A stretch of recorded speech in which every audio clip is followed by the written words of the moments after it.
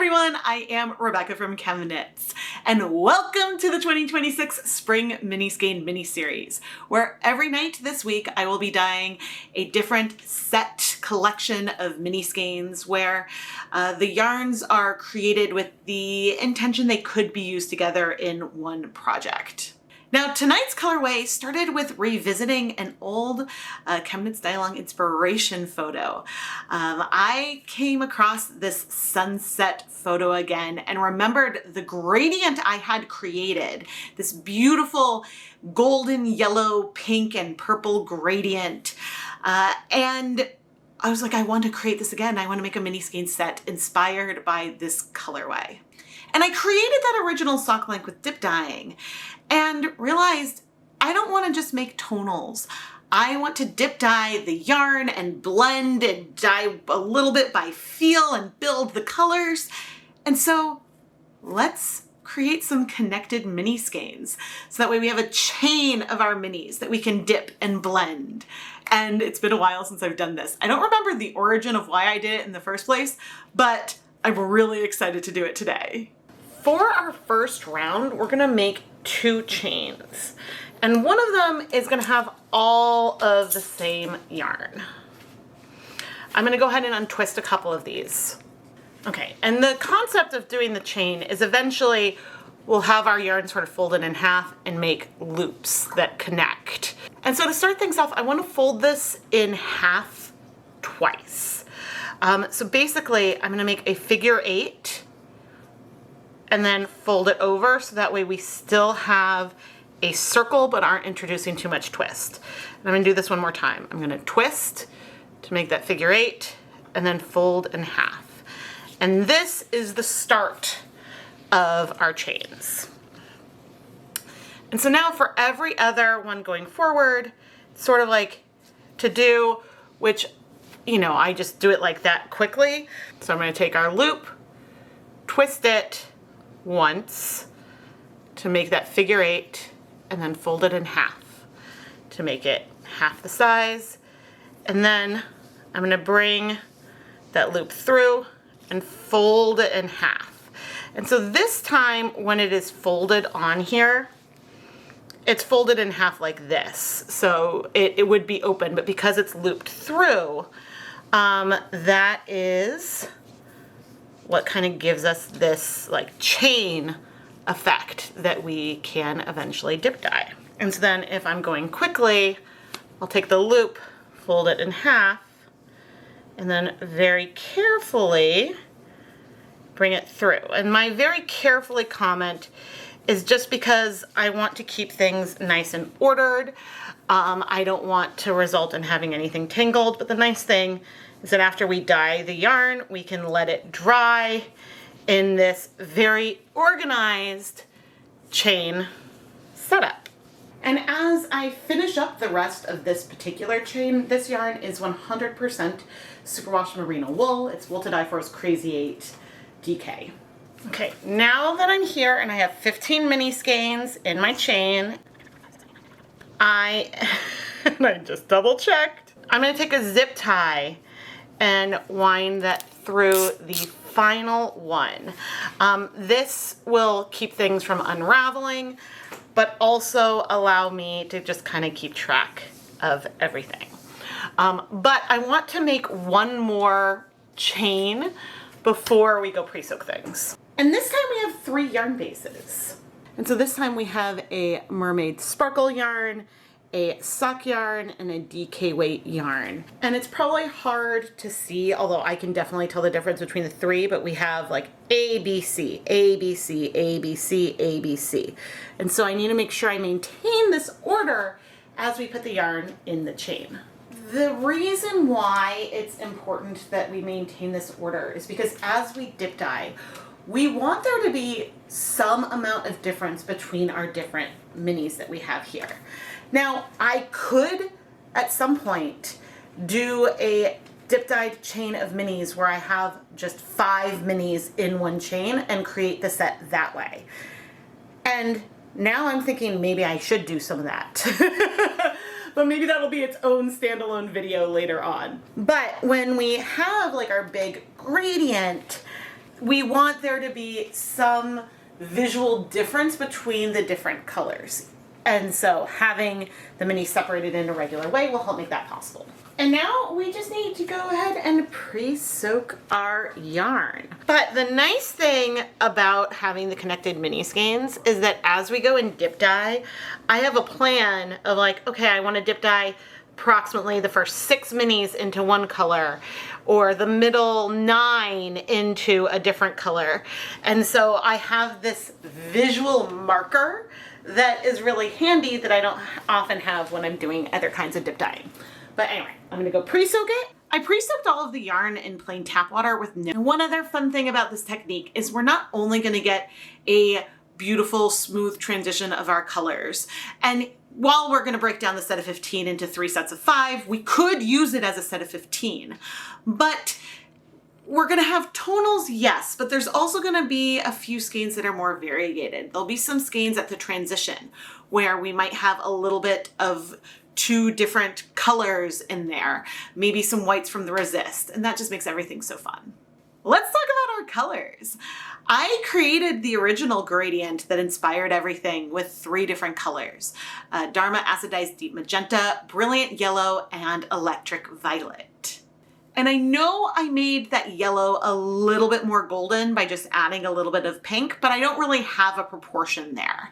I'm going to be starting and playing and building up these colors until I create the recipe that I want to use for multiple batches. And so off camera, I went ahead and made some 1% stock solutions of these 3 colors. I mentioned that the dye stocks I made were fresh, and they are. Here we have our 3 1% stock solutions that I made yesterday. They each have 1 gram of dye dissolved in 100 milliliters of liquid. And of our 3 colors, which again are Electric Violet, Brilliant Yellow, and Deep Magenta, the Deep Magenta is the one that's a little bit more finicky. Sometimes it has some particulates that crash out of solution. And so this is the one that can be more of a wild card in terms of, is our concentration what we think it is? But a lot of the plan today involves dyeing by feel and modifying the amount of dye we put in. We will start low and then increase the amount of dyes as we think are required. In this dye bath, I have 24 cups of water. We are gonna add 6 tablespoons of white vinegar. And we're gonna start with 30 milliliters of our deep magenta color. I'm probably gonna want more, which we can always increase it, but it's easier to start with less and then add more dye into our solution than it is to start with more of our color and try to remove the yarn from everything faster. To make my life a little bit easier, I have a step stool here, and I went ahead and popped the yarn through the spin dryer. So that way I could remove a bunch of the liquid. Now I know I want to dip about 9 of the mini skeins into this pink. And I am doing this nice and slow because I want to be able to get the coverage I want. And I know I'm going to want more dye. I can tell that immediately. But what I can do now with the little bit less pigment that we have is it's allowing me to get, you know, our pink lighter as we go up. Because here at this range, I now have 3 mini skeins remaining. We have a glorious gradient of pink, but I do know I want the color to be more intense. So what we're gonna do is double the amount of pigment. But before we do that, I am gonna want to squeeze out some of the water. And you can see that we're getting variation in here because there is resist from the stitches themselves. And we may increase a 3rd time. That I don't know yet. But let's add another 30 milliliters. Okay, now what the step stool is allowing me to do is to not have to raise my hands up super high above my head. And now this time, as I come in, because we want like the darkest ones to be like here at the bottom and the other three to be lighter. So like every set is not going to be equivalent, but we can work on building this color up. And I think what I may want to do, I'm debating leaving the yarn in like that. I'm debating adding more. I'm gonna set this aside for a second. It's like I'm sitting here debating. Yeah, let's do a little more.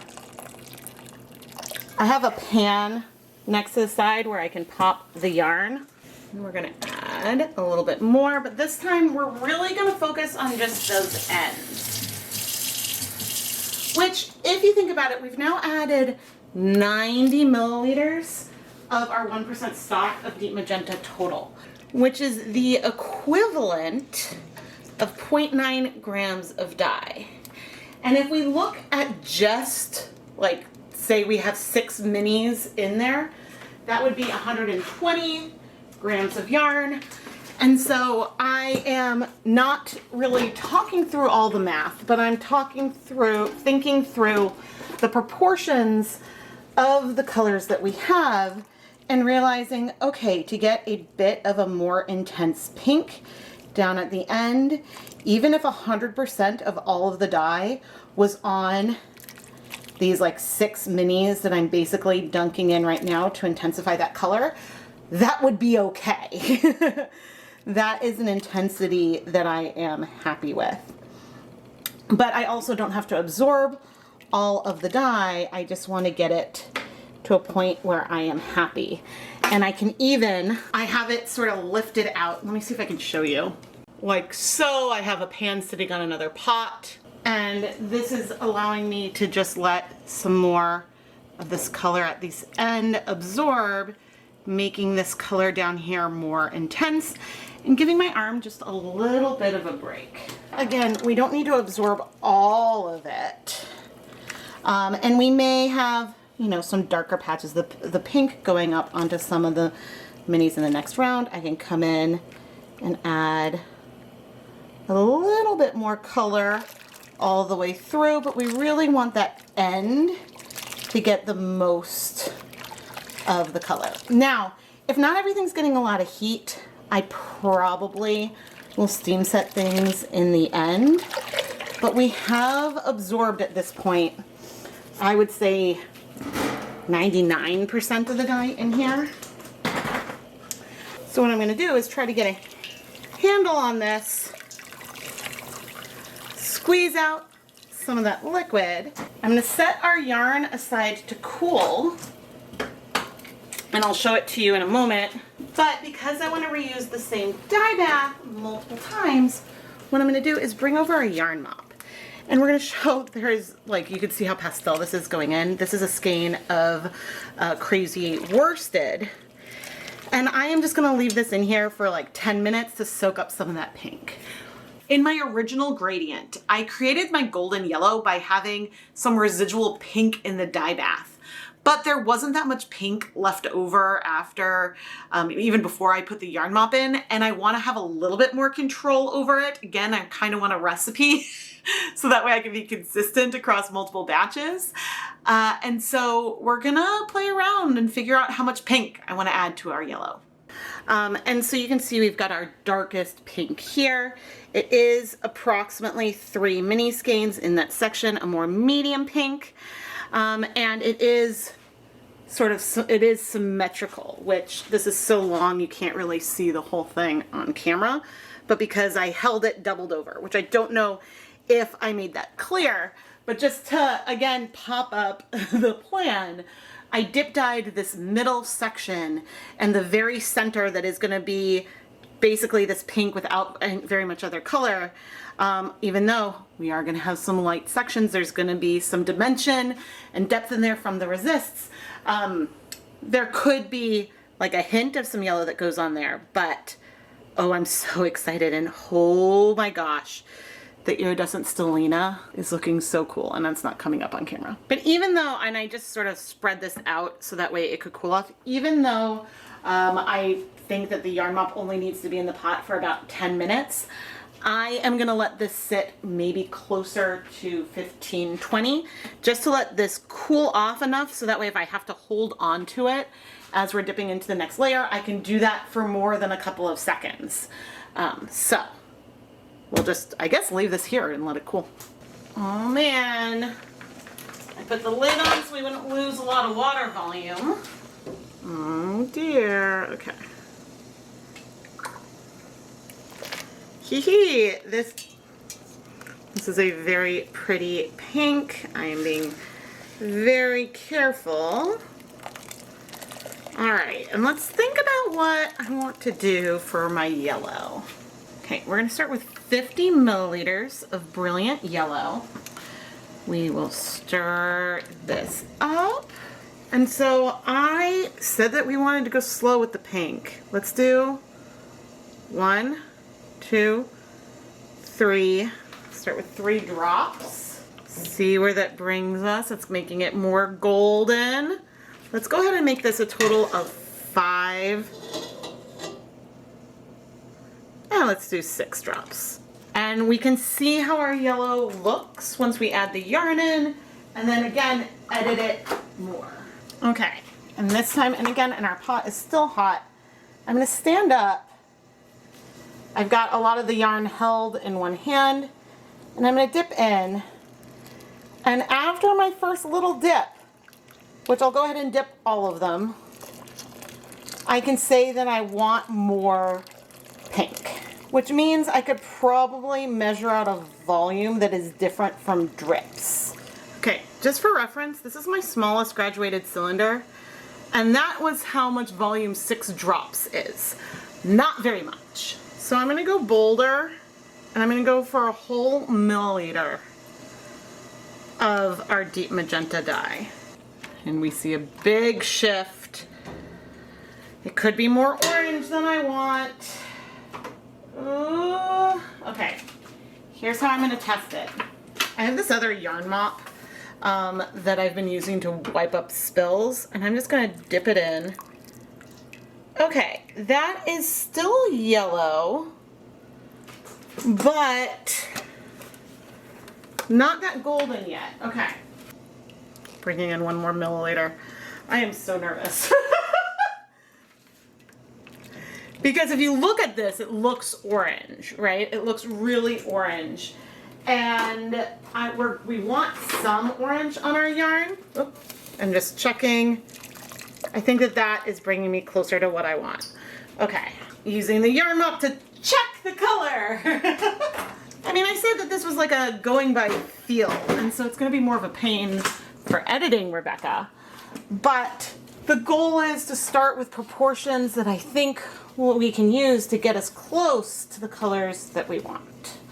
And so now, oh dear, I want these to be the same proportion, but yes, I wanted perfect. More of a gold. How far do we need to go? Down to like here. Okay. I need to have my spot on the point of where I want these colors to go, because I do want some orange and I want some coverage up onto the pink. And I think we're getting some of that.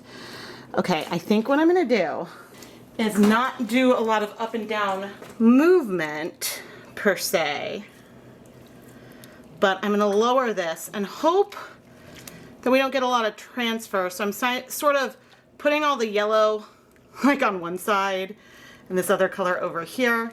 I'm gonna let this sit, I think, for 5 minutes, and then we'll be back.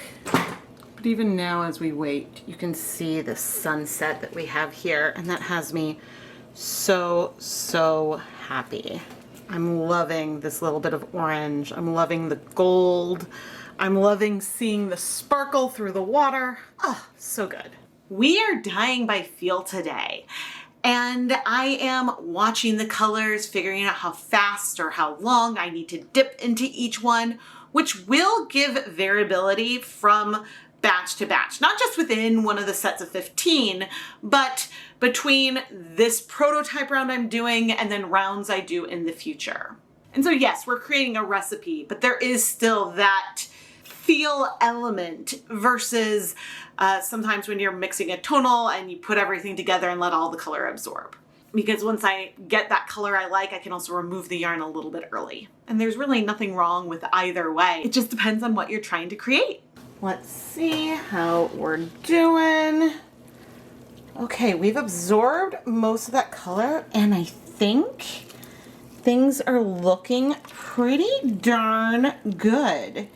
And the fun thing is that there is like maybe a little bit of breaking on that yellow color, which I'm loving because that's just gonna add a little bit more dimension to our sunset vibes.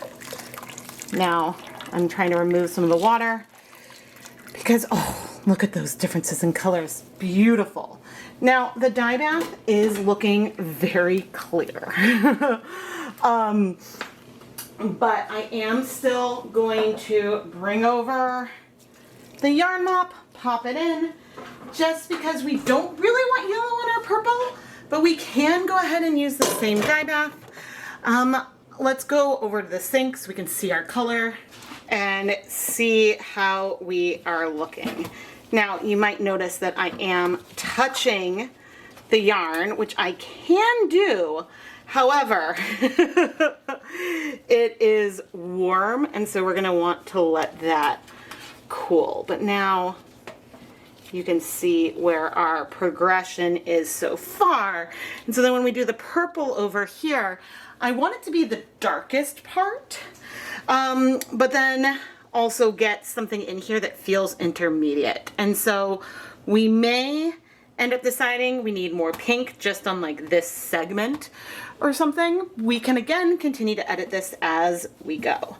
But the important thing as I spread this yarn out more is I need all of this yarn that dipped into the yellow to cool off enough so that way I can hold on to it for a period of time so we can do our purple.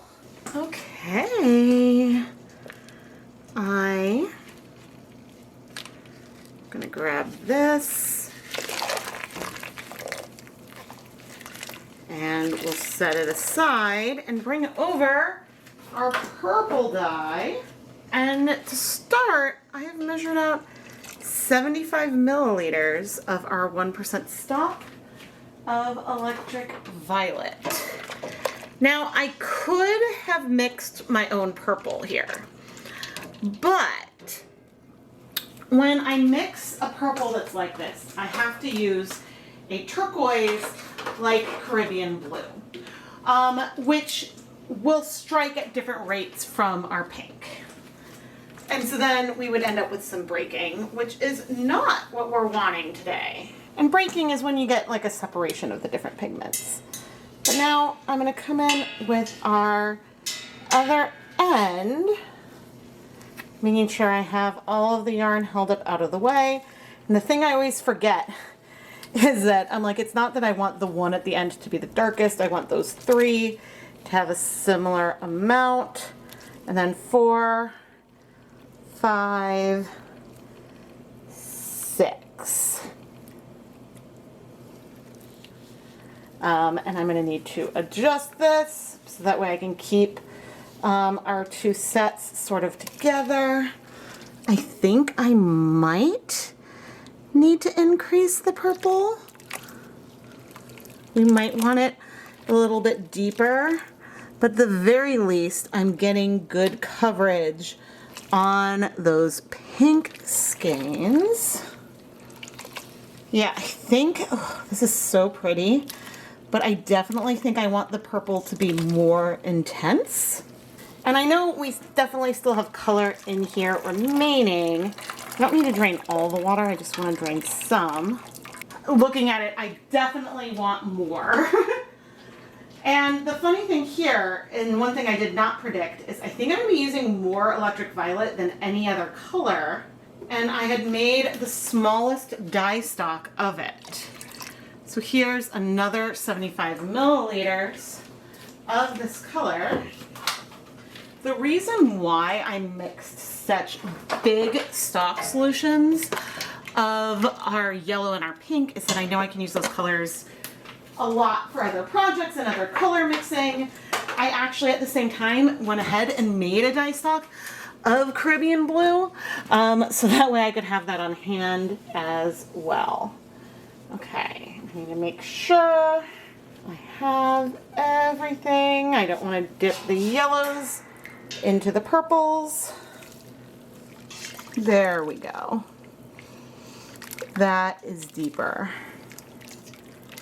And so I'm focusing, and the main reason for dipping and lowering is to move the yarn to get coverage of the color.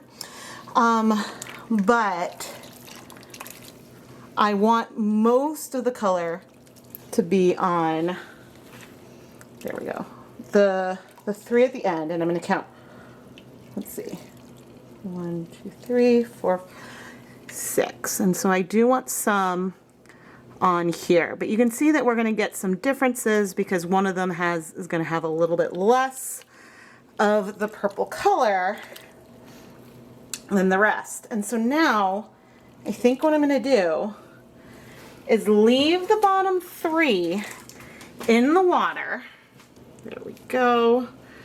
Moving our pinks up, and I'm going to leave this like that, like so, for 5 minutes, I think, just to get more of this color in our yarn.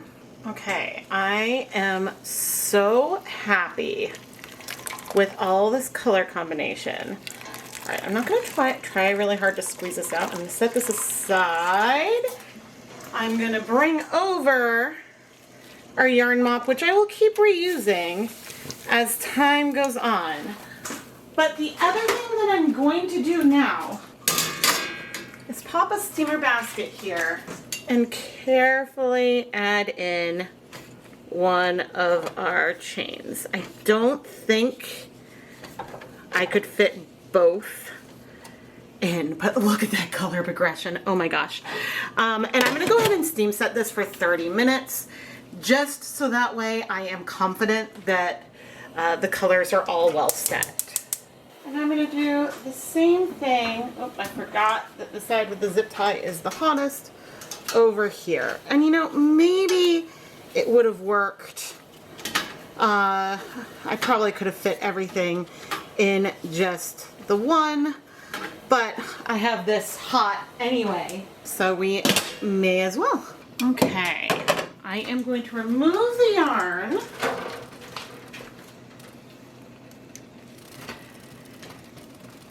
And very carefully, and I'm going to set it aside to cool completely, and once it's cool, we'll wash it. When I was setting up this project, I talked about, or I left notes for future Rebecca to talk about anyway, the benefits of having these super long chains with 300 grams of yarn in it. And the benefits of doing that versus doing 100 grams at a time. And let's do 100 grams right now, because I don't think it's actually that hard. Now, since I'm dealing with 100 grams instead of 600 grams of yarn, I reduced the total amount of dye I was adding in each step. I'll have the actual numbers down in the video description. And one pro of doing 100 grams is that the blend that we have is going to be preserved in the final set. Any intermediate colors we get are all going to be present versus being broken up into 3 sets.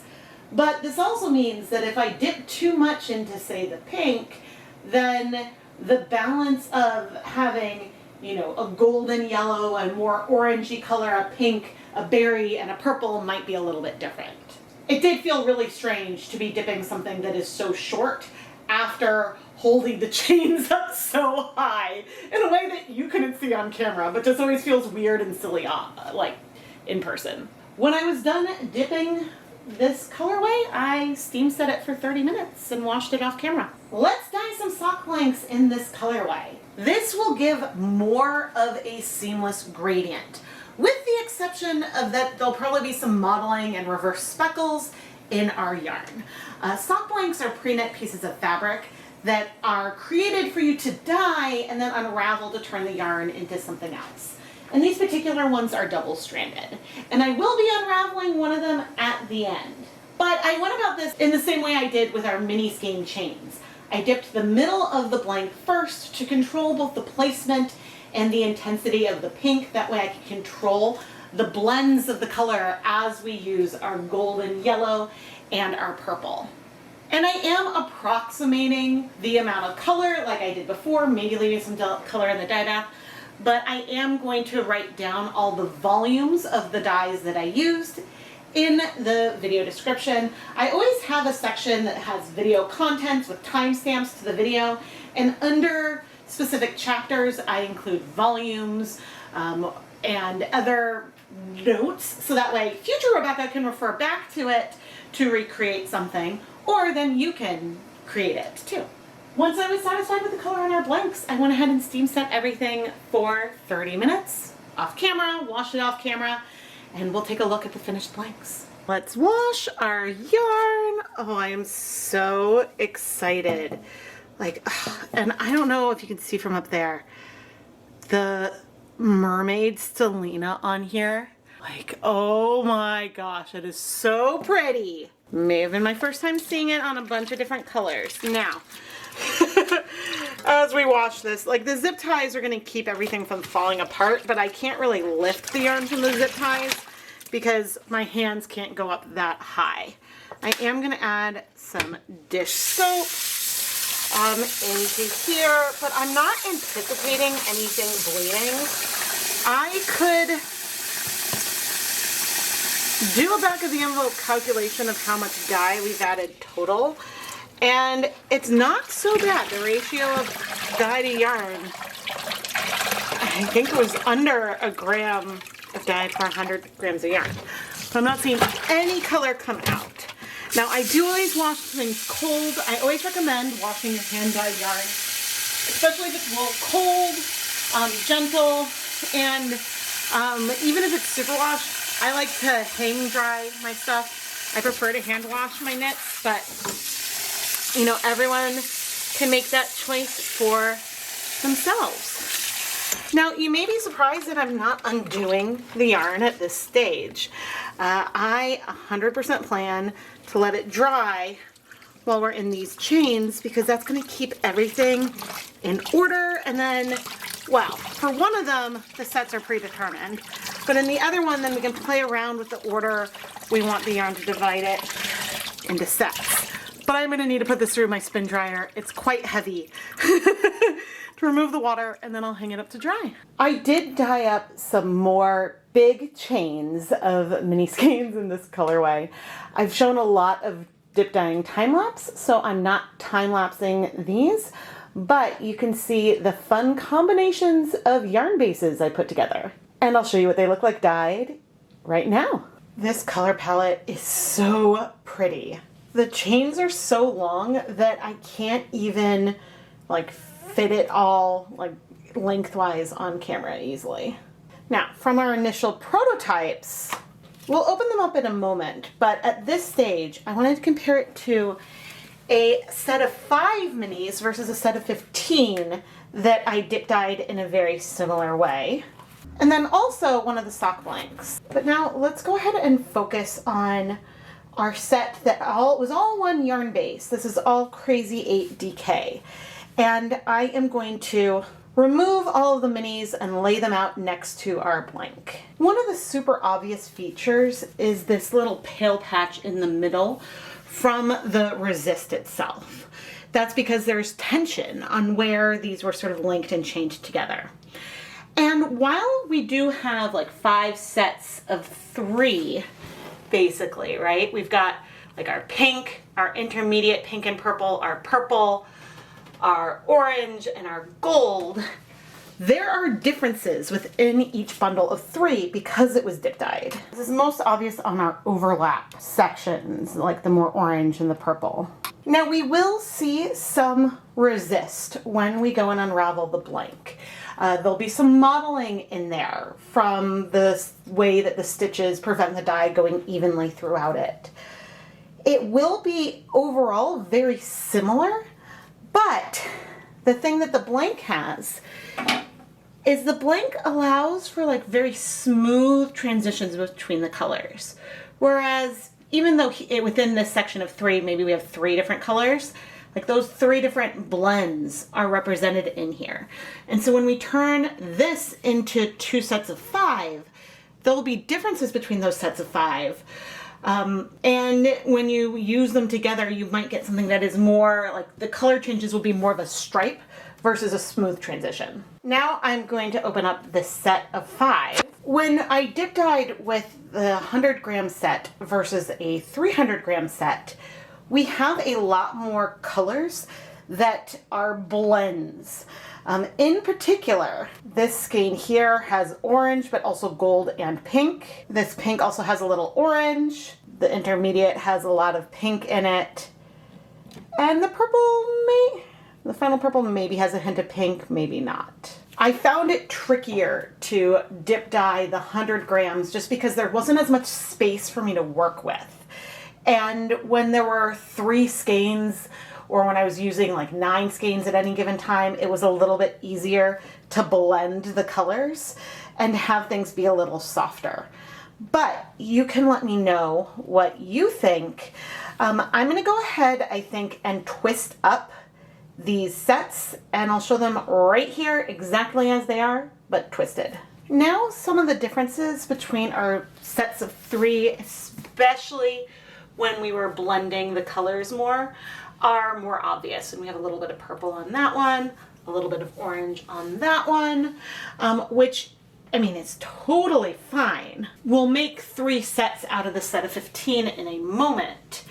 It just means that I guess we're gonna have more variability within the sets, but I guess, you know, our single set is looking a lot more similar to down here than what I had originally thought.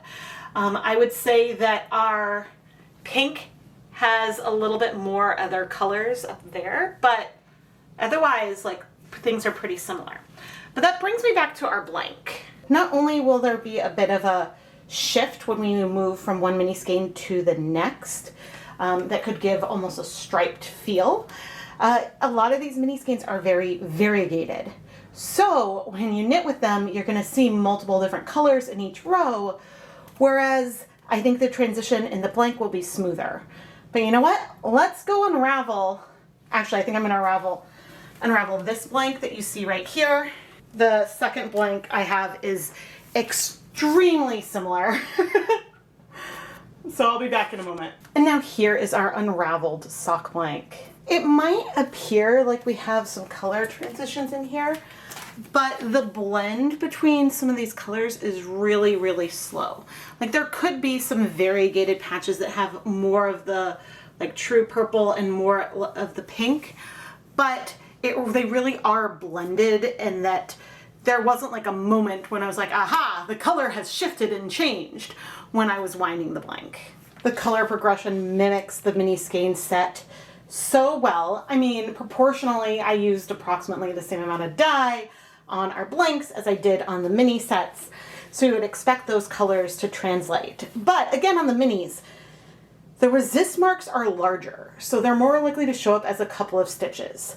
The modeling on our unraveled blank, those bitty little white specks, those are more like a speckle. It's not going to be a whole stitch. It's going to add some dimension and character to the yarn, but it's not going to potentially pool or draw the eye nearly as much as the equivalent light spot on our minis. Now, another perk of a sock blank is that you can work with it without needing to decide where you want the color transitions to happen, without having as many ends to weave in at the end of your project. And we know that these 250-gram balls of yarn from this blank are matched. Same with our other blank. If these were 2 single-stranded blanks, we could get pretty close to where the color transitions happen, but you can truly end up with a matched pair of yarn for mittens or socks or something symmetrical if you are starting with a double-stranded blank, which is really cool. When we look at this set of 15 minis again, what I find incredible about this is that you can really see the different sets of 3. And that's because when I was dip dyeing, I picked a particular point to stop. And sometimes we left the yarn in to soak. And so that meant that some of the transitions aren't as strongly blended as they could be. And so it could be interesting to dye one of these as a set of 15 where I am doing it a little bit more like the blanks in that I'm not thinking about, okay, I want to create this balanced set. This is how far I want the dipping to go. And instead, maybe the pink in the middle goes all the way to the ends. Maybe the purple goes up higher, and see if I can get it more blended, which also would mean that, you know, some of these colors would have more blending in there as well. But now to turn this into 3 sets of 5, I'm going with every 3. Yeah, so we've got 1, 2, 3, 4, 5. That gives us a set. 1, 2, 3, 4, 5. That gives us a set, and this gives us a set. But focusing in here, each of these sets does feel relatively cohesive. I could, for sure, swap some yarn out to maybe shift which one goes where, but I think that it works pretty darn well. And I'm really happy with them. We had 4 different yarn mops from this video, and it's pretty incredible to see how different they are. And I have to say, I adore this blend of our yellow, pink, and purple. I think that it is really, really beautiful. But I'm gonna go twist these up and label them, and I'm gonna have to take our other prototype chain, plus some additional chains, and then we can start talking about some of the different yarn bases. This was our second prototype chain, but this time we have 3 yarn bases in here. So I couldn't like shift things even if I wanted to, but I didn't shift things when we had all 1 yarn base. And so then again, I'm gonna be pulling every 3rd, and I'm limited on space to just get these minis into their new order. And I don't think the camera is actively picking up how amazing this set with the Mermaid Selena is on this colorway. The iridescence is so subtle. I've shown it on pink before, but like on the purple, like the colors pop and it is just so subtle and magical.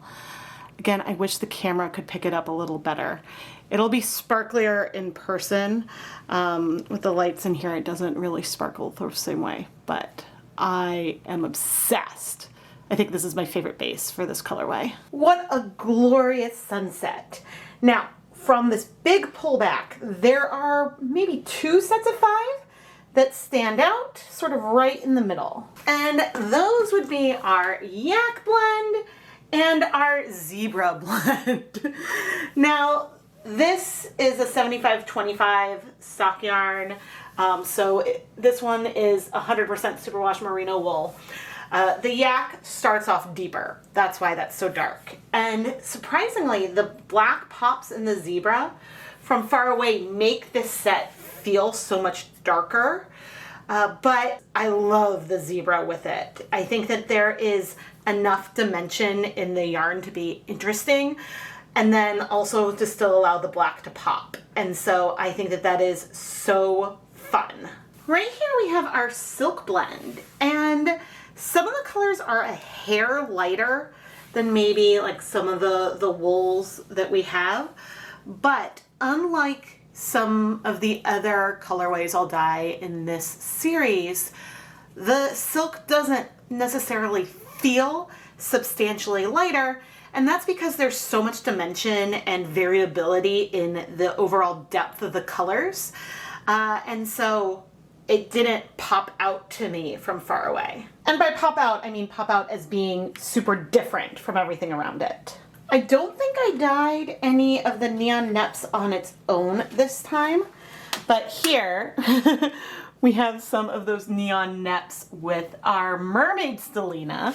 And even with the lights on, if I bring over the black light, you can see those neps pop. Now, a lot of times when you bring in the neon neps, it makes the yarn base feel a little more yellow. And if the color you're dyeing isn't that saturated, that can come through a little bit. But because this time we're using such warm colors, I know electric violet is cool toned and deep magenta is a cool toned pink, but because we have the yellow and orange in there, I'm not feeling this feeling substantially yellow. Maybe they're feeling a little less saturated compared with some of the others. I guess here and here we have a silver sparkle. Down here we have just a mermaid on its own, and so I do think that the neps make it feel a little less saturated, but that's really, really subtle. And I know I talked about the mermaid already, but I hate that I don't see the stellina come through on camera. Like if I take a picture on my phone and show you that, you can see the iridescence. It's there and it looks so cool. It's way more subtle, but the little hints of like green and orange really go along with the sunset inspiration.